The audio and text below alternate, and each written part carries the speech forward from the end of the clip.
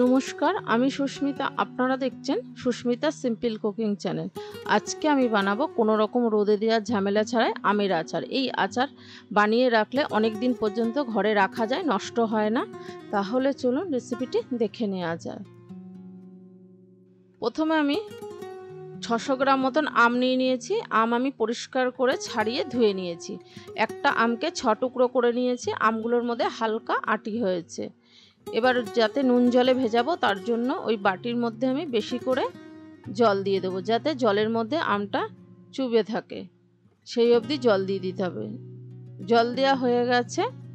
এবার ওতে দিয়ে দেবো নুন। 1 চামচ মতন আমি নুন দিয়ে দেবো। নুন দেওয়া হয়ে গেছে। নুন দিয়ে ভালো করে জলের সাথে মিশিয়ে দেবো, আমগুলো যাতে ডুবে থাকে নুন জলের মধ্যে। এবার আমগুলোকে চাপা দিয়ে আমি 10 মিনিট মতন সাইডে রেখে দেব। এবার একটা ভাজা মশলা বানাবো। ভাজা মশলার মধ্যে আছে 1 চামচ 5 ফোড়ন, 1 চামচ গোটা ধনে, 2টো শুকনো লঙ্কা। এবার তাপ আমি এই টাইমে মিডিয়ামে করে দিয়েছি। মিডিয়ামে করে দিয়ে ভালো করে মশলাটাকে ভেজে নেব। বেশি তাপ দিলে আবার তাড়াতাড়ি পুড়ে যাবে, তেতো ভাব চলে আসবে, ওই জন্য মিডিয়াম তাপে মশলাটাকে ভেজে নেব। মশলাটা থেকে যখন ধোয়া উঠবে তখন বুঝতে হবে যে মশলাটা হয়ে গেছে। লঙ্কাটাও চেপে চেপে আমি একসাথে ভেজে নেব। মশলা ভাজা হয়ে গেছে, একটা প্লেটে তুলে নিয়েছি। ঠান্ডা করে আমি মিক্সিতে গুঁড়ো করে নেব। এবার যে আমটা আমি 10 মিনিট ভিজিয়ে রেখেছিলাম নুন জলে, সেই আমটা একটা ঝাঁঝরির মধ্যে আমি জল ঝরিয়ে নেব, যাতে আমের গায়ে কোনো জল না থাকে, জলটা নিচে পড়ে যায়, আমটাও জল ভাবটা যাতে না থাকে। ঝাঁঝরির মধ্যে দিয়ে দিয়েছি।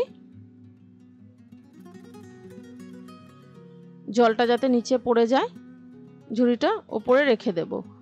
এবার আচারটা বানানোর জন্য কড়াই নিয়ে নিয়েছি। কড়াইয়ের মধ্যে দিয়ে দিলাম 300 মতন চিনি। চিনিটা অবশ্যই বুঝে দিতে হবে, কম বেশি। আমটা যেহেতু আমার খুব টক, ওর জন্য 300 মতন চিনি দিয়ে দিলাম। ওতে দিয়ে দিলাম 1 কাপ, তার একটু হাফেরও হাফ জল। এর থেকে বেশি দেবো না, যাতে চিনিটা ভালোভাবে গুলে যায়। বেশি জল দিলে আবার জল ভাব এসে যাবে আচারে, অনেকটা সময় নেবে। একটা তেজপাতা ছিঁড়ে দিয়ে দিলাম। এবার 5 মিনিট মতন আমি চিনিটা গলিয়ে নেব, যাতে ভালো করে চিনিটা গলে যায়। এবার চিনি গলতে আরম্ভ করে দিয়েছে। ওর মধ্যে দিয়ে দিলাম স্বাদ মতো নুন, তার সাথে হলুদ গুঁড়ো 1/2 চামচ, আর দিলাম কাশ্মীরি লঙ্কার গুঁড়ো। এবার ভালো করে মিশিয়ে নেব। মিশিয়ে দিয়ে 5 মিনিট মতন ফুটতে দেব, যাতে ভালো করে ফুটে হালকা চিনির শিরা ভাব এসে যায় আঠালো, সেইভাবে 5 মিনিট মতন আমি ফুটিয়ে নেব। দেখুন নাড়তে চাড়তে 5 মিনিট মতন আমি ফুটিয়ে নিয়েছি। এবার ওর মধ্যে দিয়ে দেব যে আমটা আমি জল ঝরিয়ে রেখেছিলাম, সেই আমটা।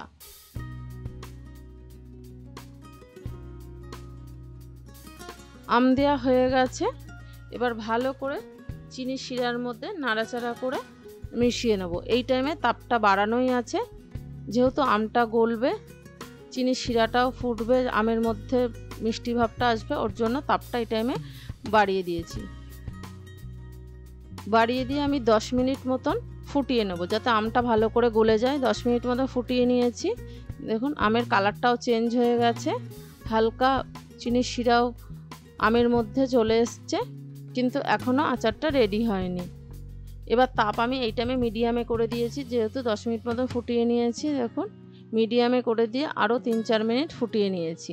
শিরাটা অনেকটা শুকিয়ে গেছে, আমের মধ্যে মিষ্টি ভাবও চলে এসছে। ভালো করে নাড়াচাড়া করে মিশিয়ে নেব।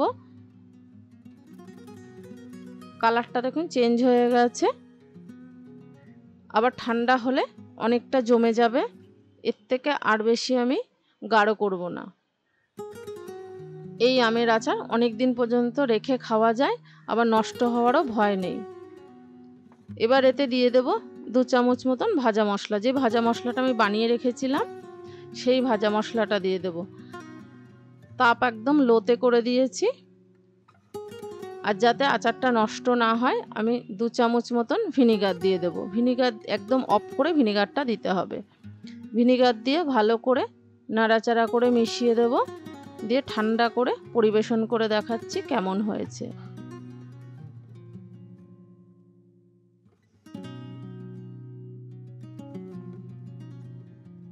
এই ছিল আজকের রেসিপি। ভালো লাগলে অবশ্যই সাবস্ক্রাইব করার অনুরোধ রইল। পাশে থাকা বেল নোটিফিকেশানটা অন করে দেবেন।